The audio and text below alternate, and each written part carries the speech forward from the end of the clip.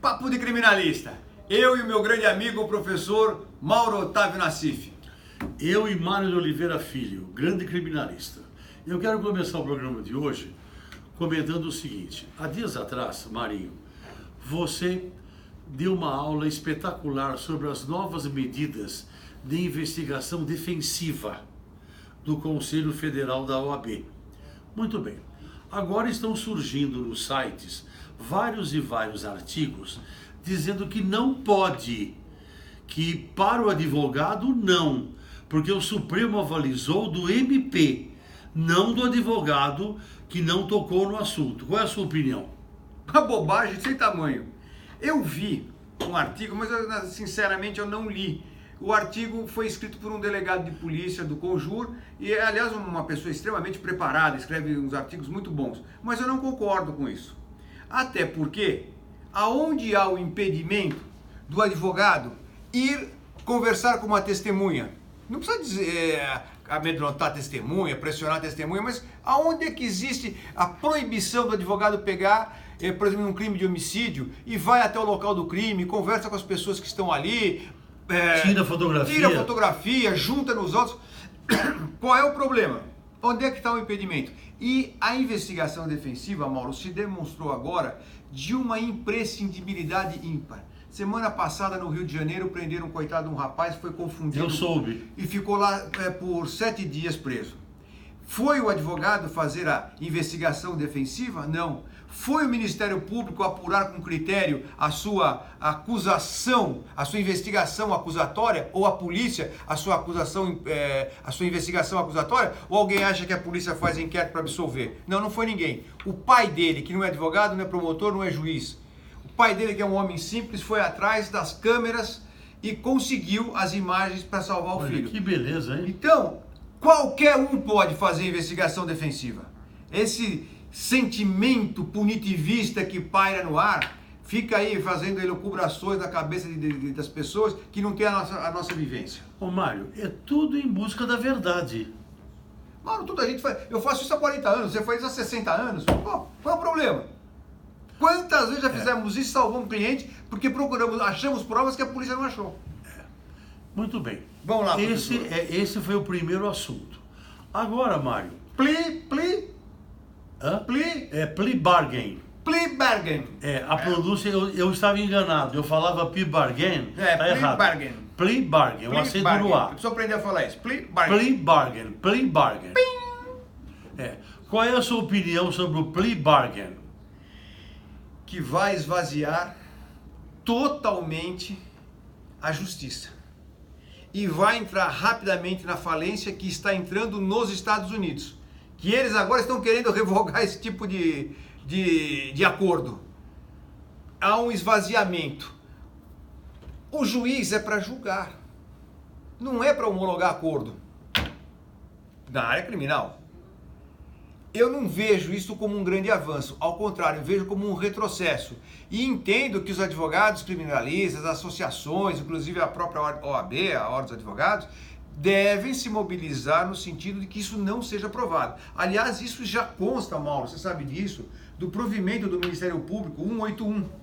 Eu não sabia. É o artigo, se eu não me engano, é o artigo 9º. E diz o quê, hein? Que eles podem fazer acordo lá para não ter denúncia, não ter processo.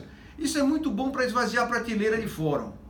Mas não é bom para a população. Aliás, vamos dar a tradução do plea bargain. Plea bargain. Quer dizer, é uma postulação para uma barganha.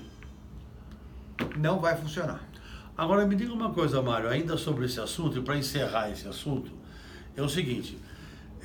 Eu sou contra. Você é contra? Eu sou contra. Eu também sou contra. Então pronto. Porque acontece o seguinte, temos que averiguar, temos que procurar a verdade. Sim. E o plea bargain não faz nada disso. Não, estamos em boa companhia. Auri Lopes Júnior. Exatamente. Estivemos com ele junto ontem. Auri, grande abraço. Você é o ícone da advocacia criminal. Exatamente. Eu ia contar isso então. É que ontem foi a posse da minha filha no IBCCRIM. Eleonora Nassif, a grande nonô. Você esteve lá. Sim. Ela é a nova presidente, com muitas pessoas importantes, inclusive com a Ela Veco. Sim. A Ela Veco, ela é subprocuradora-geral da República. esteve lá, o Auri Lopes Júnior e outros mais. Então, conversa vai, conversa vem, todos comentaram, o Juarez Távora, etc. Sim, E grande todos, Juarez Távora. e todos falavam... Jacinto. Jacinto, e falavam o seguinte, eu quero a sua opinião agora. Que Adolf Hitler, conhece, né? Mais ou menos. Tomava uma cervejinha ali na esquina, mas eu não gostava muito dele, não. Não teve essa ideia que a Lava Jato teve, que é o teste de integridade. Isso é um absurdo. O Hitler está dando volta no túmulo. Como ele não descobriu isso antes? Nós temos um problema muito sério. Eu tenho ouvido falar muito de somos a resistência, somos a resistência. Nós somos a resistência desde que existem a Ordem dos Advogados do Brasil. O advogado sempre foi resistência. Mas é que agora tem aquelas modas, né? Moda de falar resistência, moda do empoderamento. A advocacia criminal sempre foi a resistência Sempre, contra os arbítrios. Sempre. Não é novidade nenhuma. O pessoal traz isso como uma novidade. Somos a resistência. Nós somos a resistência nem de um partido, nem de outro, nem de ideologia política. Nós somos a resistência pelo cumprimento da lei. É isso que nós fazemos. Não é, Mauro? É isso mesmo. Agora, então, esse negócio, agora que o Ministério Público, eram 10 medidas do Ministério Público, na verdade eram 19, agora são 80. Né? E coisas absurdas. Tudo em detrimento da garantia da ampla defesa. Não. Tudo em detrimento do devido processo legal. Essa é a verdade. o Juarez ontem usou um argumento importantíssimo. Ele disse que o tal do teste de integridade mexe com a psique da pessoa. Sim. E isto não faz parte do direito penal. Eles estão confundindo tudo. É esse sentimento punitivista que está uma coisa. Você tem uma prisão preventiva decretada. O que o juiz faz? Normalmente o juiz faz isso e o tribunal acaba aceitando. Infelizmente, o Tribunal de Justiça de São Paulo, o TJSP, é o número 1 das arbitrariedades no STJ e no STF. Não segue súmula, não segue orientação jurisprudencial, cada um faz o que quer, cria uma insegurança jurídica. São coisas terríveis que acontecem aqui. E o que se faz? Pega os dois requisitos primários, indícios de autoria e prova da materialidade, e é o suficiente para prender alguém preventivamente. Põe lá, há indícios veementes da autoria, o crime é violento, o crime é grave, principalmente crime de homicídio, e a prova da materialidade. Para a garantia da instrução criminal e da ordem pública, decreta prisão. Mais Muito nada. bem. Mário, como o tempo já está quase Não, nós acabando, temos ainda 4 minutos. Ah, é? Eu tenho uma pergunta para fazer para você, que é uma pergunta ligada umbilicalmente à advocacia prática. Você me mostrou outro dia uma peça muito interessante, intitulada Contestação ao Parecer Ministerial. Sim. É uma peça rara esta. Você poderia explicar para os internautas o que é uma contestação ao parecer ministerial? Isto foi no habeas corpus. Você faz a impetração do habeas corpus. Isto vai para um juiz, para um desembargador estadual ou federal, vai para um ministro do STJ ou do STF.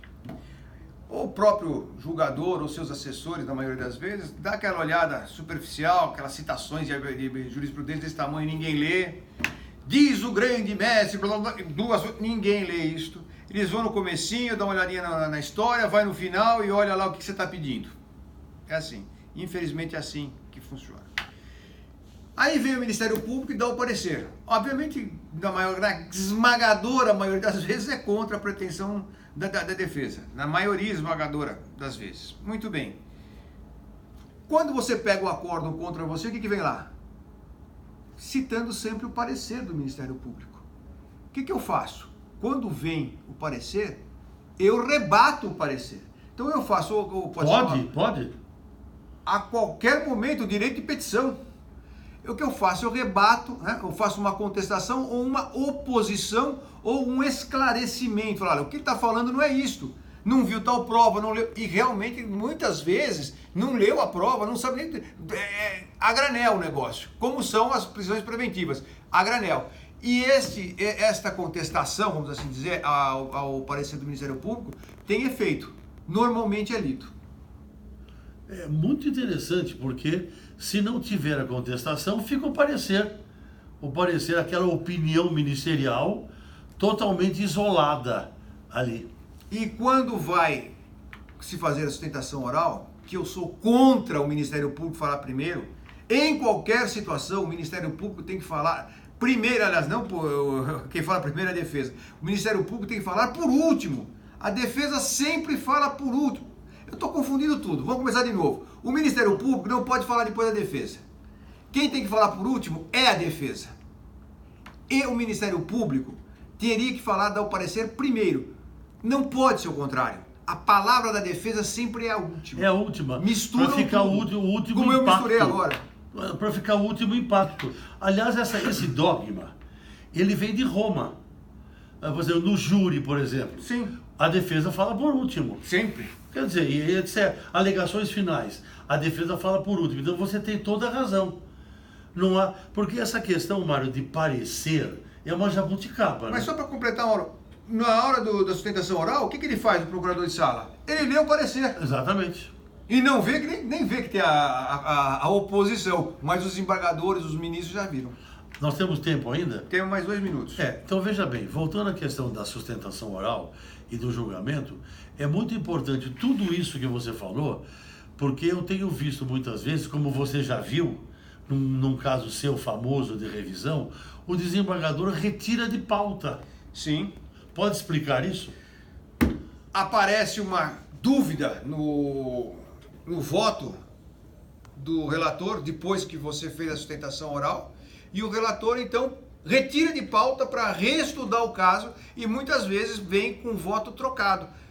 Ele ia negar e acaba deferindo a revisão criminal ou concedendo a ordem de habeas corpus, como já aconteceu em algumas vezes. Pode retirar de pauta. Pode, qualquer um dos julgadores pode retirar de pauta. Inclusive o relator. Inclusive o relator. Não É existe interessante isso. É interessante. É importante fazer a sustentação oral, é importante acompanhar, é importante entregar memorial e conversar com os desembargadores. São Paulo, alguns poucos desembargadores não recebem os advogados. A grande maioria recebe e recebe muito bem. Quem não recebia era o Jarbas Mazzoni, você lembra dele? Coitado, já até faleceu, se não me engano. Não, tá vivo? Não é vivo. Não recebia e fazia questão Havia uma época em que o segundo vice-presidente do Tribunal de Justiça era o responsável pelo deferimento ou indeferimento de todas as liminares, diferente de hoje, que vai ao relator e o relator é que defere ou indefere. E o Jarbas Mazzoni, ele era o segundo vice. Jarbas Coimbra Mazzoni. Era pré-impresso o indeferimento. Só põe o nome do réu e assinava embaixo. O nome do réu. Agora, Mário, para encerrar a nossa conversa, e isso diz respeito a você e a mim também, eu conversei outro dia com um desembargador, França Carvalho. Sim. Conhece o França Carvalho? Bom desembargador. E ele disse para mim assim, ô Nassif, essa questão de prioridade na sustentação oral, eu quero saber a sua opinião. Sim. Tá? Eu tenho a minha opinião. Essa questão de prioridade, porque muitas vezes houve casos de 5, 6, 7, 8 advogados. E o advogado tem outro compromisso e tal. Essa questão de prioridade na sustentação oral, no entendimento do França Carvalho, que não é o meu, é para o réu maior. O réu, não o advogado. Compreende? Ele dá prioridade quando o acusado tem mais de 70 anos, ou mais de 60 anos, conforme a lei. Qual é a sua opinião? Essa prioridade para ser julgado primeiro é para o advogado ou é para o réu? Eu entendo que é para os dois. Para os dois. Para os dois, principalmente para o advogado, quando o réu não tem 70 anos, mas o advogado já passou dos 60 e é idoso, ele tem que ter a preferência de falar. Não é vai só ficar o o dia réu. inteiro lá? Não é só o réu. Você chega lá às vezes 9 horas da manhã, vai fazer sustentação oral às 5 horas da tarde. Que é isso? Tem que ter um mínimo de... Você acha que para os dois, né? Sim, lógico, acho que é para os dois. Vamos embora, vamos almoçar? Mário, achei o nosso programa ótimo. Papo de Criminalista, meus amigos. A gente volta, mas antes disso, não esqueça de nos acompanhar no Instagram, Papo de Criminalista. E no Facebook, Os Criminalistas. Dá um clique, curta, siga a gente. Enfim, nós fazemos isso aí para vocês, de coração. Papo de Criminalista, a gente volta.